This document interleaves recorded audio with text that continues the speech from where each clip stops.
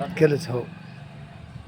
आदरणीय माझे प्राथमिक म्हणजे ज्यांनी मला अ आईपासून ते वाचनापर्यंत लिखाण, मराठी व्याकरण सगळं काही म्हणजे प्राथमिक शिक्षण जे असते 4थीपर्यंतचं शिक्षण मला माझ्या जिल्हा परिषद नेवरवाडी शाळेत शिकवणारे माझे आदरणीय शिक्षक श्री पांडुरंग काळे सर.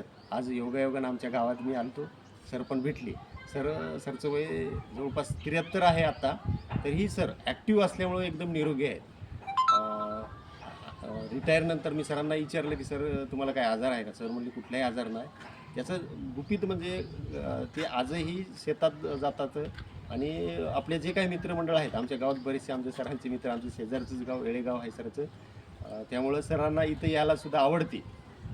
तर आपले प्राथमिक मला वाटतं आपल्या देशाला घडवण्याचं खूप मोठं योगदान हे आपले गुरुजन जे आहेत प्राथमिक शिक्षक वर्ग त्यांचं खूप मोठं योगदान आहे. परंतु यांच्याकडं तेवढंसं म्हणजे दुर्लक्षित करण्यात येते.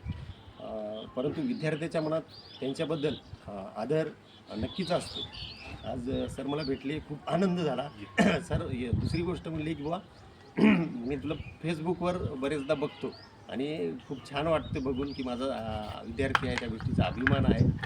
मलाही सरांना भेटल्यानंतर खूप आनंद झाला आणि एक चांगलं फील वाटलं की आपले गुरुजन आपलं जेव्हा कौतुक करतात त्या गोष्ट ऐकून खरंच मनाला आनंद होतो.